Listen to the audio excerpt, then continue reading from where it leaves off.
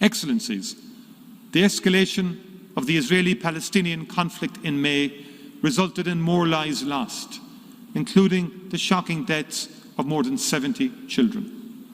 Ireland was deeply frustrated by the Council's inability to speak throughout this latest outbreak of hostilities. While we welcomed the press statement agreed on the 22nd of May, it was too little, too late. A comprehensive, just and lasting peace is possible.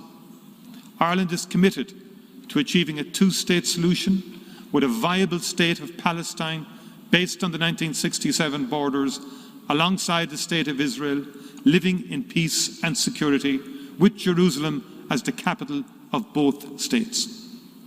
Young people, Palestinians and Israelis, are losing hope that peace can be achieved. As leaders, we must act now.